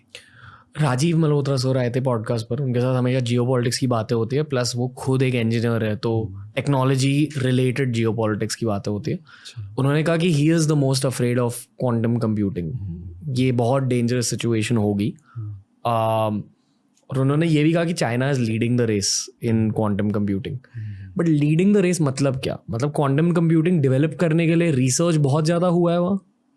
नहीं, देखिए क्या है कि अगर हम कोई भी कंट्री, चाहे वो कोई भी कंट्री है, अगर मान लीजिए हम इंडिया भी है, अगर हमने टेक्नोलॉजीज़ अपनी बना ली हैं तो उस टेक्नोलॉजी पे फर्दर टेक्नोलॉजी बिल्ड करना ईजी हो जाता है। अगर हमारे पास अब हमने अपने ही माइक्रोचिप्स, अपना सारा कुछ हम इंडिजिनस कर रहे हैं, तो अब हम उस पर बहुत फास्ट बिल्ड कर सकते हैं चीज़ें। ओके ओके, ये बहुत अच्छी थॉट है। बेसिकली मैं फिर से मेरी मेडिटेशन ऐप के बारे में बात करूंगा। जब हम उसमें एआई डालना चाहते थे, एआई टूल्स डालना चाहते थे, तो we did some research and we found out कि इंडिया में भी, भारत में एआई इंजीनियर्स का टैलेंट बहुत अच्छा है, उनका एक्सपीरियंस थोड़ा कम है as compare to western engineers.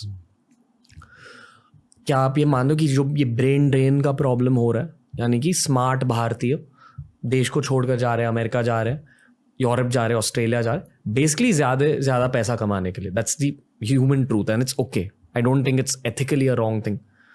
पर जियोपॉलिटिकली स्पीकिंग, क्या हम एक पॉइंट तक पहुंच चुके हैं जहां उन एआई इंजीनियर्स को लौटने की ज़रूरत है, ताकि यहाँ भी जीपीटी जितने तगड़े एआई सॉफ्टवेयर डेवलप हो जाए और फिर इवेंचुअली क्वांटम कंप्यूटिंग डेवलप हो जाए लोकली?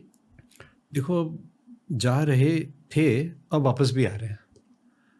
अब कोई ऐसी सिचुएशंस, ऐसी चीज़ें हो रही हैं कि वह लोग वापस भी आ रहे हैं, और उनका भी अपने देश के प्रति, क्योंकि यहाँ टेक्नोलॉजी एडवांस हो चुकी हैं, क्योंकि यहाँ इंफ्रास्ट्रक्चर अच्छा हो गया हमारी कंट्री में भी, उनको रिसर्च के लिए वो फैसिलिटीज़ मिलने लग गई हैं, वो टूल्स मिलने लग गए हैं। जो पैसा कमाने को छोड़ के मैं बात कर रहा हूँ, जो पैसा कमाने गए हैं वो तो फिर एक कहावत है, need can be met, greed can not be met, है ना।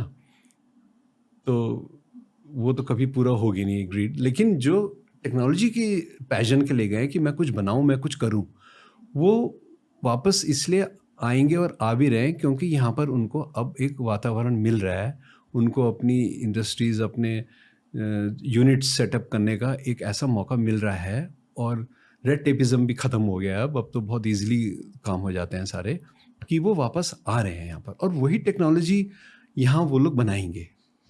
पता है, नॉलेज लेके वापस आएंगे वो। मेरे दिमाग में वो ये जो देश है वो गाना चल रहा है। सॉरी। तो अगर हमारा पॉडकास्ट सुन के कुछ लोग और वापस आ जाएंगे तो लगेगा कि सफल हो गया ये। ओके, आपने चेरनोबिल देखा है शो? हाँ, चेरनोबिल देखी। मतलब वो शो देखने के बाद आई वाज फीलिंग लाइक, यार मुझे I have gone through a radiation attack. जिस तरह से वो शो बना है, everyone should watch it, film makers definitely, पर हमारी मॉडर्न दुनिया की असलियत जाननी चाहिए। ये भी न्यूक्लियर पावर की एक असलियत है। एंड फिर भी आप कह रहे हो कि cyber is the bigger villain. Cyber bigger इसलिए है ना कि न्यूक्लियर के लिए तो बहुत सारी चीज़ें हैं, नॉन न्यूक्लियर हमारी कुछ वो हैं, पैक्ट्स और चीज़ें हैं, है ना। मतलब काफ़ी सारी जो नेशंस हैं, दे कम टुगेदर एंड डिसाइड किया, सबको पता है यार बहुत बड़ा नुकसान होगा। लेकिन अब रोग नेशंस हैं, वो कुछ ना कुछ साइबर में तो कुछ करते रहेंगे ना। तो साइबर इसलिए बड़ा हो जाता है क्योंकि एक अनकहा खतरा है ये। ओके, अगर किसी ने एक न्यूक्लियर मिसाइल छोड़ी तो उसे काउंटर करने के लिए प्रोटोकॉल क्या होता है? आई एम अज्यूमिंग कि मान लो हाइपोथेटिकली रशिया ने यूक्रेन पर एक न्यूक्लियर वेपन छोड़ दिया, तो आई एम अज्यूमिंग कि यूक्रेन की साइड पे एक ऐसी टेक्नोलॉजी होगी या ऐसे मिसाइल सिस्टम्स होंगे जो इंटरसेप्ट करेंगे वो रशियन मिसाइल को। That's theoretically what happens, right? पर क्या एक न्यूक्लियर वेपन को इंटरसेप्ट करने के लिए एक और न्यूक्लियर वेपन की ज़रूरत होती है? देखो, पहली बात तो ये है कि जब हम कोई मिसाइल छोड़ रहे हैं तो हमें उसमें पता नहीं है कि इसमें वॉरहेड क्या है। वॉरहेड मिसाइल तो वॉरहेड मतलब उसमें क्या बॉम्ब लेके जा रहा है या उसमें क्या चीज़ लेके जा रहा है। वो न्यूक्लियर भी हो सकता है या वो ऑर्डिनरी कुछ वो भी हो सकते हैं, बॉम्ब्स भी हो सकते हैं, है ना। तो मिसाइल का यह है कि न्यूक्लियर केपेबल मिसाइल्स हैं, हम लोगों के पास भी हैं, लेकिन उसके अंदर क्या डाल के आपने छोड़ा है उसको, वो तो अब हमें नहीं पता एनिमी को। और डेफिनेटली एयर डिफेंस सिस्टम होता है, मिसाइल एयर डिफेंस सिस्टम, जिसमें बहुत सारी मिसाइल्स होती हैं, वो हम लोग भी डेवलप कर रहे हैं, हमारे यहाँ भी काफ़ी एडवांस स्टेज में है वो। और वो जाके करीब 100-150 किलोमीटर तक जो है वो, अगर कोई भी मिसाइल है उसको वो काउंटर अटैक कर देता है। तो अगर वो न्यूक्लियर मिसाइल आ रही है और एयर डिफेंस सिस्टम ने किसी मिसाइल ने अटैक किया तो ऑब्वियसली वो वहीं पर फट जाएगी, वहीं पर हो जाएगा वो, है ना। तो वहीं से भी रेडिएशंस, क्योंकि वो 150-200 किलोमीटर तक ही उसकी रेंज में हम उसको डिस्ट्रॉय कर रहे हैं, तो इफेक्ट तो आएगा। वो न्यूक्लियर बॉम्ब या न्यूक्लियर मटेरियल कहीं तो गिरेगा नीचे पृथ्वी पे। शहर पे नहीं गिरेगा शायद। डिपेंड करता है कहाँ पर है, लोकेशन क्या है उसकी, वो भेजी जा रही है अगर तो किसी शहर के लिए भेजी जा रही होगी। क्या आप ये मानते हो कि हमारे लाइफ टाइम में हम एक न्यूक्लियर अटैक देखेंगे? नहीं देखेंगे न्यूक्लियर अटैक, क्योंकि मुझे लगता है नेशंस को भी चिंता है कि क्योंकि अब काफ़ी सारी कंट्रीज़ न्यूक्लियर केपेबल हो गई हैं, तो वॉर नहीं छिड़ेगी। फ्रॉम अ ह्यूमन पर्सपेक्टिव शायद लोग एक न्यूक्लियर मिसाइल नहीं छोड़ेंगे, क्योंकि उनको पता है कि खुद हमें भी तो नुकसान हो जाएगा ना इससे। जैसे अब ये रशिया यूक्रेन सिचुएशन चल रही है, तो क्या वहाँ एडवांस मिलिट्री टेक्नोलॉजीज यूज़ हो रही है? Because it's the most modern war. Advance military technology तो हो ही रही है यूज़, मिसाइल सिस्टम्स यूज़ हो रहे हैं, या एंटी टैंक मिसाइल्स हैं, या जो भी बेसिकली जो आर्मामेंट है वो सब एडवांस तो है। ओके, रशिया के पास तो एडवांस बहुत है। तो क्या गवर्नमेंट एजेंसीज वो वॉर को स्टडी करते हैं ऑब्वियसली, इन डिटेल? यस, आज ये हुआ, कल वो हुआ, आज ये इक्विपमेंट यूज हुई। बिल्कुल बिल्कुल, Because it- पूरा एनालिसिस, मिलिट्री एनालिस्ट तो पूरा एनालाइज कर रहे होंगे इसको, R&D लैब्स भी एनालाइज कर रही होंगी क्या है। वहाँ से डेटा मिलती कैसे है? डेटा तो न्यूज़ वगैरह, न्यूज़ चैनल से ही आ रही होती हैं। Okay okay, wow. हाँ, वॉर के बारे में जब मैं बात करता हूँ या वेपन्स के बारे में बात करता हूँ, थोड़ी हैवी कॉन्वर्सेशन होती है, पर आप उस लाइफ को जी रहे थे इतने सालों के लिए, क्या सीखा? देखो, सीखा ये है कि चाहे टेक्नोलॉजी किसी भी कारण के लिए बना रहे हैं, लेकिन बनानी बहुत ज़रूरी है। हमें ये नहीं सोच के कि आगे इसका क्या होगा, टेक्नोलॉजी का मिसयूज़ होगा, क्या होगा। टेक्नोलॉजी तो बनानी पड़ेगी अगर हमें, if you have to keep abreast, अगर हमें दुनिया में हमें अपने आप को प्रोटेक्टेड रखना है, तो हमें टेक्नोलॉजी के लिए तो एडवांस रहना पड़ेगा और अडॉप्ट करनी पड़ेगी टेक्नोलॉजी। आज और भी लोग हैं जैसे सीनियर सिटीजन्स होते हैं या बाकी लोग हैं, तो वो उनको टेक्नोलॉजी को अडॉप्ट करना पड़ेगा। मोबाइल है तो अडॉप्ट करना पड़ेगा उससे। तो टेक्नोलॉजी डेवलप करनी है, टेक्नोलॉजी से हमें अपडेटेड रहना है। एज अ गवर्नमेंट एथलीट, आप हमें कुछ एडवाइस देना चाहेंगे TRS टीम को? Like how can we help the government digitally? देखो, मैंने आपको बताया था कि कोई भी लोग हैं वो आप टेक्नोलॉजी को अडॉप्ट करके रखिए, स्किल्स अपग्रेड करते रहिए। आई एम श्योर कि जो आपकी क्रिएटिव टीम है ये ऑलरेडी सब आजकल डिजिटली बहुत स्किल्ड हैं, इंक्लूडिंग यू, है ना। Technically you are very sound and you are very young also, तो बहुत एनर्जी है, आप लोग कई घंटों तक काम कर सकते हैं ना। तो साथ में आपको साइबर से रिलेटेड भी पढ़ाई करनी चाहिए। ऐसे कोर्सेज अवेलेबल होते हैं, आप एथिकल हैकिंग कर सकते हैं। You can work for the government, you can volunteer for the police, volunteer for the government, जिसमें यू कैन हेल्प पीपल। ये उनके लिए जो IT में काम कर रहे हैं। जो क्रिएटिव हैं तो obviously you can produce contents जो कि हमारी गवर्नमेंट या हमारे देश के लिए एक लोगों में उत्साह भरेंगे कि हाँ, हमारा देश भी किसी से कम नहीं है। आप सिलेक्ट करके लाते हैं लोगों को जो बताते हैं चीज़ें, टेक्नोलॉजी बताते हैं और जो लेटेस्ट डेवलपमेंट्स हो रही है उसके बारे में बताते हैं, लेकिन साथ में हमारे यूथ को प्रेरित भी करेंगे कि मैं भी इस दिशा में काम करूं, मैं भी किसी न किसी वे में कंट्रीब्यूट करूं। आपने मेरे से प्रश्न पूछा, ऑलरेडी इतना कंट्रीब्यूट कर रहे हो, millions and crores of followers हैं, तब भी आप कुछ और करना चाह रहे हो देश के लिए, वो स्पिरिट है अंदर। तो ऐसे कंटेंट आप बनाइए कि लोगों के अंदर भी ये स्पिरिट जाए। मैं आशुतोष गोवारिकर को थैंक करना चाहूँगा स्वदेश के। नहीं, आई एम किडिंग। स्वदेश आपने देखी है? स्वदेश की वजह से मैंने देश को नहीं छोड़ा इंजीनियरिंग करने के बाद, एंड आपसे बात करके वही गाना बज रहा है मेरे दिमाग में, ये जो देश है। ओपी सर, सॉरी, आपके साथ थोड़ी मस्ती भी करी आज, आपको काफ़ी सारे टफ क्वेश्चंस पूछे, बट आई एम ग्लैड कि आपसे बात करने का मौका मिला। कुछ ऐसे पॉडकास्ट होते हैं मेरे सफ़र में जहाँ मुझे बहुत कुछ सीखने को मिलता है, मेरे पर्सपेक्टिव्स थोड़े से वाइडन हो जाते हैं, ब्रॉडन हो जाते हैं। सो आई एम जस्ट ग्रेटफुल। मैंने भी बहुत सीखा क्वांटम टेक्नोलॉजी के बारे में। तुम्हारा, मैं देख रहा था, बहुत पैशनेट हो क्वांटम के ऊपर। हाँ, फ्यूचर और पॉडकास्ट कभी करेंगे तो मैं पढ़ के भी आऊँगा थोड़ा सा, और नहीं, आई फील कि करके आऊँगा। बहुत कम लोगों को क्वांटम कंप्यूटिंग और क्वांटम टेक्नोलॉजीज के बारे में पता, बट बहुत इंटरेस्टिंग सब्जेक्ट है। I think it's going to be the next wave after AI। बिल्कुल, और ये बाद में कनेक्ट होकर जाके स्पिरिचुअलिटी और कॉन्शियसनेस से भी। मैं क्वांटम, हाँ, क्यों? वो एक्सप्लेन करेगा चीज़ों को ना, कई चीज़ों को, हमारे कई कॉन्सेप्ट्स को, क्योंकि आप एक यूनिवर्स को, रिलीजियस बिलीफ्स को एक्सप्लेन करेगा। जब हम जहाँ भी हम यूनिवर्स में, जहाँ भी हम 3D से बाहर निकलते हैं, यूनिवर्स में जाते हैं, कॉस्मोस में जाते हैं, हम ऐसी बातें करते हैं, वहीं ये सब चीज़ें आ जाती है ना, स्पिरिचुअलिटी और कॉन्शियसनेस वहीं तो एंटर करेगा ना। ओके, आई थिंक हम अगले साल भी मिलने वाले हैं, and we are going to have a even deeper conversation about these subjects. Yes sir. OP sir, धन्यवाद, thank you, thank you. Lots of love, lots of respect for everything you've done for the country. Thank you so much. I really appreciate your team also, और तुम भी इतना अच्छा कर रहे हो. I'm really overwhelmed. Same here, So sir. good.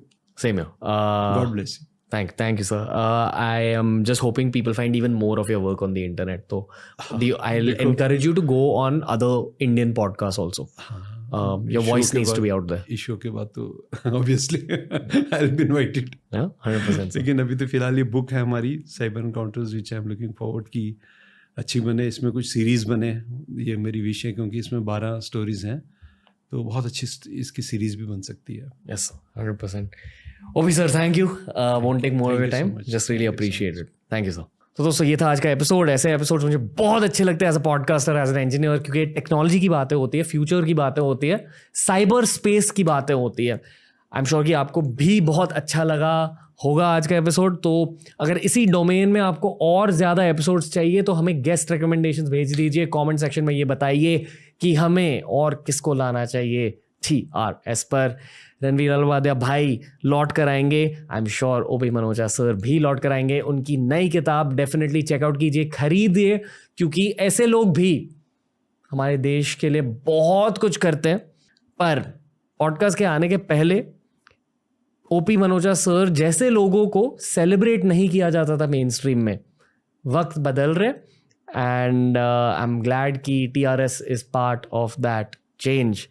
नमस्ते दोस्तों, सपोर्ट करते रहिए हमें भी और ओपी मनोचा सर जैसे वीरों को भी. जय Hind, lots of love, keep learning.